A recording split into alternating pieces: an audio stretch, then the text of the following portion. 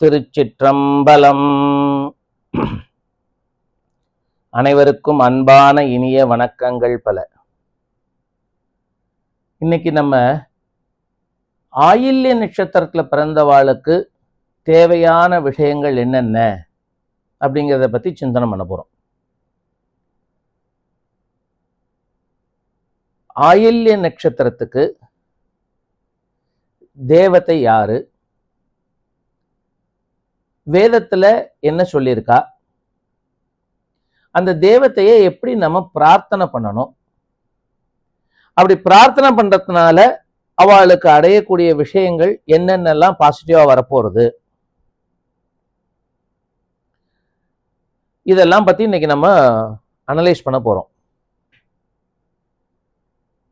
ஆயில்ய நட்சத்திரத்துக்கான தேவதை சர்ப்பம், பாம்பு, நாகம், இப்படி எதை வேணாலும் சொல்லிக்கலாம். வேதத்துல சர்ப்பம்ங்கிற வார்த்தையை யூஸ் பண்ணியிருக்கா. இதகும் சர்ப்பேப்யோ ஹவிரஸ்து ஜுஷ்டம் ஆஸ்ரேஷா ஏஷா மனுயந்தி சேதஹா அப்படின்னு வேதம் சொல்றது. ஆயில்ய நட்சத்திரத்துல பிறந்தவாளுக்கு சர்ப்பங்கள், இதகும் சர்ப்பேப்யோ ஹவிரஸ்து ஜுஷ்டம், சர்ப்பங்கள் அப்படின்னு சொல்றது வேதத்துல. அப்ப சர்ப்பங்கள் அப்படின்னு எடுத்துட்டா ரொம்ப பிரசித்தமான நாகங்களே 12 சொல்றா, 7 சொல்றா. வெவ்வேறு புராணங்கள்ல 12 இருக்கு, 7 இருக்கு. உதாரணம் பாருங்க, வாசுகிங்கிற நாகம் இருக்கு. அமிர்தம் கிடையும் பொழுது மந்திரகிரி பர்வதத்தை மத்தா வச்சுண்டு கயிறார் வாசுகியை போட்டு கடைஞ்சா பாருங்க, அது ஒரு நாகம். பரீட்சித் மகாராஜாவை கடிச்சது பாருங்க, தக்ஷகன், அது ஒரு நாகம். பகவான் ஸ்ரீகிருஷ்ணர் நர்த்தனம் ஆடினார் பாருங்க, காளிய நர்த்தனம், அந்த காளிங்கன் அப்படிங்கிற ஒரு நாகம்.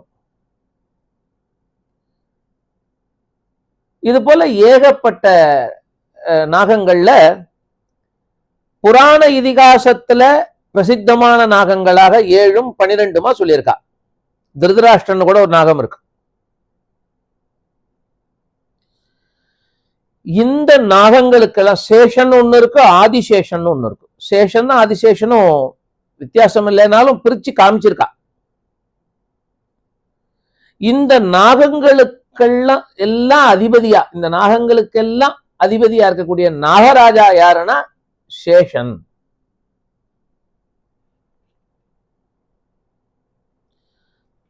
அந்த சேஷனை பிரார்த்தனை பண்ணணும் இந்த ஆயில்ய நட்சத்திரக்கார. அவ்வளவுதான் விஷயம். இதுல எப்படி பிரார்த்தனை பண்றது? ஆத்துல நாக பூஜை பண்ண வேண்டிதான். எப்படி பண்றது அப்படின்னு எடுத்துட்டா, நகைக்கடையில எல்லாம் துளி போற ஒரு ஊரங்கலம் உயரத்துக்கு ஒரு 4 கிராம் 3 கிராம் வெள்ளியில செம்புல நாகம் பண்ணி வைப்பா. நாகம், இந்த நாக தோஷ சாந்தி பரிகாரத்துக்காக அத அந்த பிரதிமா, நாக பிரதிமாவை தானமா கொடுக்கறதுன்னு அதுல ஒரு காரிக்கை வருது. அதனால இவ்வளவு பெருசு இருக்கும். 5 gram to 8 gram 10 gram 4 gram 3 கிராம்ல இவ்வளவு பெருசு அழகா இருக்கும் பார்க்கறதுக்கு. வெள்ளியில இருக்கும், செம்புல இருக்கும். வசதி உள்ளவா பவுன்லேயே வேணாலும் பண்ணி வச்சுக்கோங்க. அதை வாங்கிட்டு வந்து ஆத்துல வச்சு நாகராஜா பிரார்த்தனை பண்ணி, நாகராஜா பிரபுவே, இந்த சர்ப்ப பிரதிமையில நீ வந்து இருக்கணும்பா அப்படின்னு மனசார பிரார்த்தனை பண்ணி நாக பிரதிஷ்டை வேணாலும் பண்ணலாம். மந்திரபூர்வமா வைதிகால கூப்பிட்டு வச்சு நாக பிரதிஷ்டை வேணாலும் பண்ணலாம். ஆத்திலேயே அதுல ஆவாகனம் பண்ணி வச்சுக்கலாம். அதுதான் பிரதிஷ்டைங்கிறது. இல்லைனாலும் இந்த 1 அங்குல 2 அங்குல பிரதிமைக்கெல்லாம் ரொம்ப மந்திரபூர்வமான ஆவாகனம் தேவையில்லை, ஆவாகனம் தேவையில்லைன்னு ஒரு சம்பிரதாயம் இருக்கு. அதனால நினைச்சுட்டாலே போறோம், அந்த பிரதிமைக்குள்ள அந்த நாகராஜா வந்துடுற. அந்த நாகராஜா பிரதிமைய அழகா ஒரு ஆசனம் போட்டு ஒரு சின்ன தட்டம், ஒரு சின்ன தட்டுல வச்சு புஷ்பங்கள் சாத்தி கந்தாட்சதைகள் சாத்தி நமஸ்காரம் பண்ணி 2 நெய் தீபம் போட்டு நமஸ்காரம் பண்ணி பிரார்த்தனை பண்ண வேண்டியதுதான். இதுதான் நாக பூஜை, அவ்வளவுதான். இன்னும் கொஞ்சம் விஸ்தாரமா பண்றவா காத்தால எழுந்து ஸ்நானம் பண்ணிட்டு உஷத் காலத்திலேயோ அருணோதய காலத்திலேயோ சூரியோதய காலத்திலேயோ ஸ்நானம் பண்ணிட்டு அந்த நாகராஜ பிரதிமை, அந்த சர்ப்ப பிரதிமையை எடுத்து 2 உதரணி ஜலம் விட்டு நல்லா தொடச்சி அதுக்கப்புறம் கந்த புஷ்பாட்சதைகள்லாம் சந்தனம் குங்குமம் புஷ்பங்கள் எல்லாத்தையும் சாத்தி 2 நெய் தீபம் போட்டு நமஸ்காரத்தை பண்ணிட்டா நாக பூஜை முடிஞ்சு போச்சு, அவ்வளவுதான். இதுக்கு மேல விஸ்தாரமா பண்ணவும் பண்ணலாம். நாக சதுர்த்தி அன்னைக்கு விசேஷமா பூஜை பண்ணலாம். வருஷா வருஷம் நாக சதுர்த்தி கருட பஞ்சமி எல்லாம் வருதோ இல்லையோ, அதுல விசேஷமா பூஜை பண்ணலாம். விசேஷமா அரச மரத்துல நிறைய நாகபிரதிஷ்டை பண்ணிருப்பா, நாகதோஷம் உள்ளவாளுக்காக பிரார்த்தனை பண்ணிருப்பா. அந்த நாகத்தை போய் அந்த அரச மரத்தையும் நாகத்தையும் சேர்ந்து பிரதட்சணம் பண்ணிட்டு வரலாம், தினம் பிரதட்சணம் பண்ணலாம். இல்லைன்னா புதன்கிழமையில பண்றது ரொம்ப விசேஷம். நாகரவை வழிபடுதல் அப்படிங்கிறது புதன்கிழமை ரொம்ப விசேஷம். புதன்கிழமையில அரச மரத்துக்கிட்டையோ ஆத்தங்கரையிலையோ இருக்கக்கூடிய நாகர் ஸ்நானம் பண்ணிட்டு ஆத்திலேயோ குளத்திலேயோ ஸ்நானத்தை பண்ணிட்டு கரையில குளத்தங்கரையிலையோ ஆத்தங்கரையிலையோ இருக்கக்கூடிய அந்த நாகரை பிரதட்சணம் பண்ணி நமஸ்காரம் பண்ணிட்டு வரலாம். நாகர்கோயில் இருக்கிற நாகராஜாவை பிரார்த்தனை பண்ணிட்டு வரலாம். இதெல்லாம் ஒரு விதமான பரிகாரம். இது எல்லாமே நேரடியா அந்த நாகருக்கே பண்ணக்கூடிய பிரார்த்தனை. இந்த நாகருக்கே பண்றதுன்னா நாகராஜாவுக்கு பண்றோம். அவர் தான் லோகத்துல இருக்கிற அத்தனை நாகங்களுக்கும், சர்ப்பம் நாகம் அதெல்லாம் சஜாத்தியம், உள்ளுக்குள்ள உட்பிரிவு உண்டு இல்லை அதுகள்ல. ஆனா எந்த விஷயமா இருந்தாலும் எந்த சஜாத்தியமா இருந்தாலும் அத்தனைக்கு ஹெட் யாருன்னா நாகராஜா அப்படிங்கிற சேஷன் தான். அது சர்ப்பமா இருக்கட்டும் நாகமா இருக்கட்டும், அத்தனை பேருக்கும் ஹெட்டா இருக்கக்கூடியவர் தலைமையா இருக்கக்கூடியவர் யாருன்னா நாகராஜா தான். நாகர்கோயில்ல அவருக்கு தனியா கோவிலே இருக்கு, போய் பிரார்த்தனை பண்ணிட்டு வரலாம். வைதிகால வச்சு ஆத்துல இந்த மந்திரம் இதகும் சர்ப்பேப்யோ ஹவிரஸ்து ஜுஷ்டம் ஆஸ்ரேஷாகேஷா மனுயந்தி சேதஹ, இந்த வேத வாக்கியத்தினால பிரார்த்தனை பண்ணலாம். இது ஒரு விதமான வழிபாடு. இன்னும் சில எளிமையான வழிபாடுன்னு சொல்றேன் கேளுங்க. அந்த நாகராஜாங்கிற சேஷ கடவுள் தான், சேஷதேவர் தான் பலராமரா அவதாரம் பண்ணியிருக்காருன்னு சம்பிரதாயத்துல இருக்கு, நம்ம புராண இதிகாசங்கள் சொல்றது. அதுல விசேஷமா விஷ்ணுவுடைய ஆவேசமும் இருக்கு அவருக்கு. ஆனா அவதாரம் அவர் சேஷனா இருக்கிறவர் தான் பலராமரா அவதாரம் பண்ணார். அந்த சேஷனா இருக்கக்கூடியவர் தான் லட்சுமண சுவாமியா அவதாரம் பண்ணார். அப்போ பலராமரை வச்சு பிரார்த்தனை பண்ணலாம். பலராமருடைய பிரதிமா வச்சு, கிருஷ்ணன் மாதிரியே இருப்பார் பார்க்கறதுக்கு, கையில கலப்பை வச்சுருப்பார், அதுதான் அவருடைய ஆயுதம். பலதேவர் பலராமர்னு பூரி ஜெகநாத் கோயில பலதேவர் பலராமருக்கு ரொம்ப விசேஷமான பூஜை அத்தியாபி நடக்கிறது, இன்னே வரைக்கும் நடந்துட்டு இருக்கு. ஒரு முறை பூரிக்கு போயிட்டு வரலாம். ஆத்திலேயே பலராமருடைய பிரதிமா வச்சு நமஸ்காரம் பண்ணி தினம் 2 நெய் தீபம் போட்டு நமஸ்காரம் பண்ணிட்டு வரலாம். இதெல்லாம் அடுத்த விதமான பரிகாரங்கள். இதுவும் பலிக்கும், இந்த பரிகாரமும் பலிக்கும். இன்னொரு விதம் இருக்கு. இந்த நாகம் தபஸ் பண்ணின கஷேத்திரங்கள்னு சிலது இருக்கும் இல்லையோ,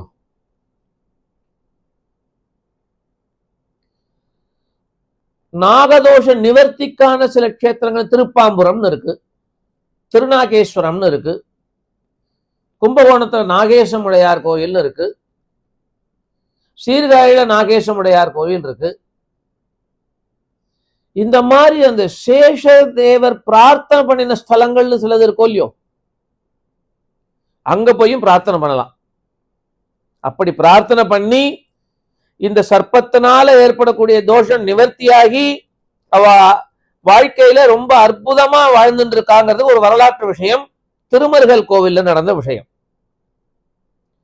திருமருகல் கோவில்ல அம்பாள் வண்டார்குழலி சமேத சுவாமி ரத்னகிரீஸ்வரர் கோவில், அது ரொம்ப விசேஷமான கோவில். அந்த கோவில்ல இந்த சர்ப்பதோஷம் நிவர்த்தி ஆறுது. அப்போ அங்க போய் இந்த ஆஸ்லேஷாக்காரா, ஏன்னா அவளுக்கு தேவதை அந்த சர்ப்பம் தான். அந்த சர்ப்பதோஷ நிவர்த்தியான அந்த கஷேத்திரத்துல போய் நாமளும் பிரார்த்தனை பண்றச்சே சர்ப்பத்தினால வரக்கூடிய தோஷ நிவர்த்தியாகி சர்ப்பத்துடைய ஆசீர்வாதம் கிடைக்குது.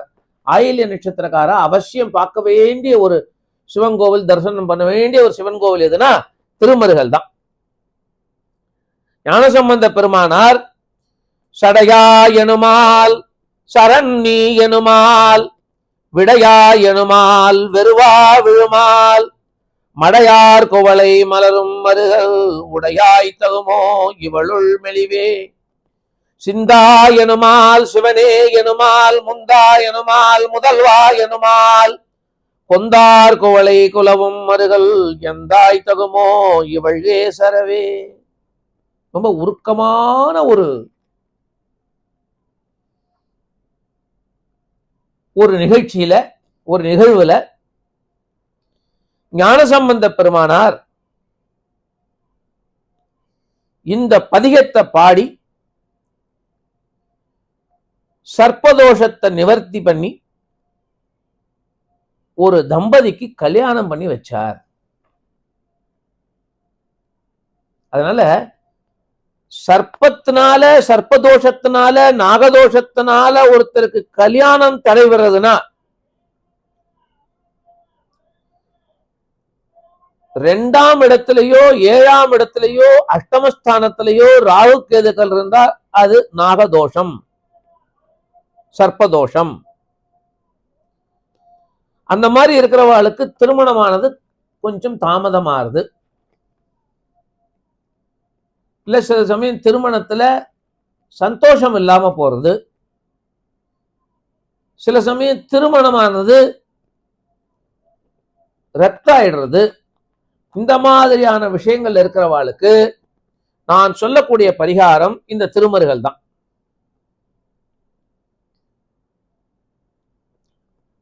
ஜனவரி 1ஆம் தேதியிலேருந்து இந்த மாதிரி தோஷ நிவர்த்தி கஷேத்திரங்கள் அங்க நடந்த அற்புதங்களையும் பதிவு பண்ண போறேன். அதனால்தான் மறக்காம நம்மளுடைய இந்த வேதிகாஸ் வாய்ஸ் சேனலை சப்ஸ்கிரைப் பண்ணிக்கோங்க, நோட்டிபிகேஷன் ஆன் பண்ணி வச்சுக்கோங்க. ஜனவரி மாசத்திலிருந்து ஒரு பதிவு ஜோதிஷம், ஒரு பதிவு ஆன்மீக அற்புதமா, 2 பதிவா ஒரு நாளைக்கு போட போறேன். அதுக்கான ஏற்பாடுகள் நடந்துட்டு இருக்கு. அப்புறம் அன்பர்கள்லாம் நிறைய பேர் வாட்ஸ்அப்ல கேட்கறா, ஃபேஸ்புக்ல கேட்கறா, யூடியூபுடைய கமெண்ட்ஸ்ல கேட்கறா. அந்த நான் சொல்லக்கூடிய பதிகங்கள் எல்லாம் அதிலே பதிவு பண்ணுங்க அப்படின்னு கேட்கறா. அதுக்கான ஏற்பாடுகளும் நடந்துட்டு இருக்கு. இது எல்லாத்தையும் வெப்சைட்லயே நான் போட்டுடுறேன், நீங்க டவுன்லோட் பண்ணிக்கலாம் அட் த ஃப்ரீ ஆஃப் காஸ்ட்ல. சீக்கிரமா அதுக்கான வேலையும் நான் உங்களுக்காக பண்ணி கொடுக்குறேன். அப்படி ஒரு உருக்கமான சம்பவம் நடந்தது திருமருகல்ல. ஞானசம்பந்த பெருமானார் அந்த அற்புதத்தை நிகழ்த்தினார். அம்பாள் பேரு வண்டார்குழலி, சுவாமி பேரு ரத்னகிரீஸ்வரர். எவ்வளவு அழகா இருக்கு பாருங்க, பேரை கேட்டாலே நன்னா இருக்கு பாருங்க. அவசியம் ஆஸ்லேஷா நட்சத்திரக்காரா அந்த கோவில போய் தரிசனம் பண்ணிட்டு வாங்க. இது எங்க இருக்குன்னா காரைக்கால்ல இருந்து நன்னிலம் போற வழியில, காரைக்கால இருந்து திட்டச்சேரி, திட்டச்சேரிக்கு அடுத்தது திருமருகல், திருமருகலுக்கு அடுத்தது திருப்புகலூர், திருப்புகலுக்கு அடுத்தது சன்னாநல்லூர், சன்னாநல்லூருக்கு அடுத்தது நன்னிலம். இதுதான் அந்த ரூட்டு. அதனால மாயவரத்துல இருந்தும் போலாம், மாயவரத்துல இருந்து சன்னாநல்லூர், சன்னாநல்லூர்ல இருந்து திருமருகல் போலாம். இல்லைன்னா காரைக்கால், காரைக்கால்ல இருந்து திட்டச்சேரி, திட்டச்சேரியில இருந்து திருமருகல் போலாம். 16 கிலோமீட்டர். சன்னாநல்லூர்ல இருந்து போனாலும் 16 கிலோமீட்டர், காரைக்கால்ல இருந்து வந்தாலும் 16 கிலோமீட்டர். அந்த திருமருகல் கஷேத்திரத்தை போய் அவசியம் தரிசனம் பண்ணிட்டு வாங்கோ ஆயில்ய நட்சத்திரக்காரா. அங்க மகாலட்சுமியோட அனுகிரகமும் கிடைக்கிறது. அங்க மகாலட்சுமிக்கு தனி சன்னதி உண்டு, மகாலட்சுமியோட அனுகிரகம் கிடைக்கிறது. பல பேருக்கு தரித்திரம் கொடுங்கறதே அவளுக்கும் கோயில நான் பரிகாரமா சொல்லியிருக்கேன். விசேஷமா பலிக்கிறது. ஒரு கல்லுல 2 மாங்காய். நாகதோஷம் உள்ளவாளுக்கு நாகதோஷம் நிவர்த்தியாருது, மகாலட்சுமியோட அனுகிரகம் வேணுங்கிறவாளுக்கு மகாலட்சுமி அனுகிரகமாகுது, ஆயில்ய நட்சத்திரக்காரர்களுக்கும் விசேஷ அனுகிரகம் ஆகுது. ஏன்னா அப்படி நடந்திருக்கு அந்த கஷேத்திரத்துல நடந்த அற்புதங்கள். இதகும் சர்ப்பேபியோ ஹவிரஸ்து ஜுஷ்டம் ஆஸ்லேஷாயேஷாமனுயந்தி சேதஹ என்கிற வேத வாக்கியத்துல ஆயில்ய நட்சத்திரக்காரர்களுக்கு சர்ப்பமா இருக்கிறதுனால சர்ப்பம் சம்பந்திக்கவான கோவில்களுக்கு அவ போய் தரிசனம் பண்ணிட்டு வந்தா விசேஷமா அனுகிரகம். இப்படி இந்த அனுகிரகத்தை வாங்கிட்டு அவ எந்த பரிகாரம் வேணாலும் பண்ணி பார்க்கட்டும், 100க்கு 100 சக்சஸ் ஆகும். இப்ப ஆயில்ய நட்சத்திரக்காரர்களுக்கெல்லாம் அஷ்டமத்து சனி நடந்துட்டு இருக்கு. சனி தோஷ நிவர்த்திக்காக எவ்வளவோ பரிகாரம் பண்ணிட்டு இருப்பா, பண்ணி முடிச்சிருப்பா, பண்ணிட்டு இருப்பா, இல்லைன்னா இன்னும் கொஞ்ச நாளைக்கு பண்ணுவா. பூர்ணமா அந்த அஷ்டமத்து சனியுடைய தோஷம் வாழ்க்கை நிவர்த்தி ஆகணும்னா முதல்ல இந்த சர்ப்ப தேவதைக்கான பிரார்த்தனை அவ பண்ணணும். பரிகாரம்ங்கிறது ஆகாரம் மாதிரினா இந்த சர்ப்ப தேவதையில இருக்க சர்ப்ப தேவதை பிரார்த்தனைங்கிறது அதுல இருக்கிற உப்பு மாதிரி. உப்பு இல்லாத ஆகாரம் எப்படி ருச்சிக்காதோ அந்த மாதிரி அந்த நட்சத்திர தேவதையினுடைய அனுகிரகம் இல்லாம அவ செய்யற பரிகாரம் பெருசா பரிணமிக்காது, பெருசா பலனுக்கு வராது. ஆயில்ய நட்சத்திரக்காரா எந்த காரியம் தொடங்கணும்னாலும் சரி, என்னுடைய ரொம்ப நெருங்கிய நண்பர் வீடு கட்டணும் அப்படின்னு வந்தார் 4 நாளைக்கு முந்தி. ஆயில்ய நட்சத்திரக்காரர் அஷ்டமத்து சனி நடந்துட்டு இருக்கு அவருக்கு. வர மே மாசத்துக்கு பிறகு குரு 12க்கு வர போறார். சுப செலவு ஆகும். ஆனா அஷ்டமத்து சனி இருக்கு. அதுக்கப்புறம் ராகு வேற அஷ்டமத்துக்கு வர போறார். ஆனா அவருக்கும் வீடு கட்டக்கூடிய யோகமும் ஜாதகத்துல இருக்கு. 4ஆம் அதிபதி ரொம்ப ஸ்ட்ராங்கா இருக்கார். இப்ப அவருக்கு செலவு உண்டு, சுப செலவு உண்டு, எந்த விதமான கஷ்டமும் ஏற்படப்படாது. என்ன பரிகாரம் சொன்னேன்னா இதைதான் சொன்னேன். நேரா போய் ஆத்தங்கரையிலயோ குளத்தங்கரையிலயோ இருக்கிற நாகருக்கு போய் பிரதட்சிணம் பண்ணுங்கோ. வாழ்நாள் முழுக்க ஆத்துல ஒரு நாகத்தை பிரதிஷ்டை பண்ணி அதுக்கு ஒரு உத்தரணி ஜலம் விட்டு தொடச்சிட்டு சந்தன குங்குமங்கள் சாத்தி ஒரு புஷ்பம் சாத்தி 2 நெய் தீபத்தை போட்டு நமஸ்காரம் பண்ணுங்கோ. நீங்க செய்யற ப்ராஜெக்ட்ல எந்த விதமான இடையூறுகளும் வராது, சக்சஸா முடியும் அப்படின்னு சொல்லி அனுப்பிச்சேன். ஏன்னா கிரகங்களுக்கு எவ்வளவோ நம்ம பரிகாரங்கள் பண்றோம். ராகு தோஷத்துக்காக பரிகாரம் பண்றோம், குரு தோஷத்துக்காக பரிகாரம் பண்றோம், சனி தோஷத்துக்காக பரிகாரம் பண்றோம், அங்காரக தோஷம்ங்கிற செவ்வாய் தோஷத்துக்காக பரிகாரம் பண்றோம், கலத்திர தோஷத்துக்காக பரிகாரம் பண்றோம், மாங்கல்ய தோஷத்துக்காக பரிகாரம் பண்றோம், ஆயுஷ்ய தோஷமே இருந்ததுன்னா மிருத்யுஞ்சய ஹோமாதிகள் முதலியதெல்லாம் பண்றோம். ஆனா எதை பண்ணினாலும் சரி அவ நட்சத்திர தேவதைக்கு பிரார்த்தனை பண்ணாம செய்யற பரிகாரமானது பெருசா பரிணமிக்காது. 100% சக்சஸ் வராது. 90% வரலாம், 85% வரலாம், 80% வரலாம். பூர்ணமான சக்சஸ் வரணும்னா அந்தந்த நட்சத்திர தேவதையை பிரார்த்தனை பண்ணணும். அந்த வரிசையில இந்த ஆயில்ய நட்சத்திரக்காரா இந்த சர்ப்ப தேவதைங்கிற பிரார்த்தனை பண்ணணும். சர்ப்ப தேவதைகள் சர்ப்பங்கள்ங்கிறது ஒரு பெரிய கூட்டம். அந்த கூட்டத்தை வச்சு நம்மளால நமஸ்காரம் பண்ண முடியாது. அப்ப அதுக்கு ஹெட்டா இருக்கக்கூடிய நாகராஜாவை போய் வச்சு பிரதிஷ்டை பண்ணி நமஸ்காரம் பண்ணணும், பிரார்த்தனையை பண்ணணும். இதகும் சர்ப்பேபியோ ஹவிரஸ்து ஜுஷ்டம் ஆஸ்லேஷாயேஷாமனுயந்தி சேதஹ என்கிற வேத வாக்கியத்தை ஸ்மரணம் பண்ணிக்கணும். அவ அத்தனை பேரும் அதனால சௌக்கியமா இருப்பா. அவ அத்தனை பேரும் சௌக்கியமா இருக்கணும்னு நானும் அந்த வண்டார்கொள்ளி சமேத ரத்னகிரீஸ்வரரையும் ஒப்பிலாமலை அம்மை சமேத மாசிலாமணி ஈஸ்வரரையும் சிவகாம சுந்தரி சமேத ஆனந்த நடராஜராஜமூர்த்தியையும் பிரார்த்தனை செய்து கொள்கிறேன். ஆஸ்லேஷா நட்சத்திரக்காரா அத்தனை பேரும் சௌக்கியமா இருப்பான்னு மறுபடியும் பிரார்த்தனை பண்ணிக்கிறேன். திருச்சிற்றம்பலம். ஹரே கிருஷ்ணா.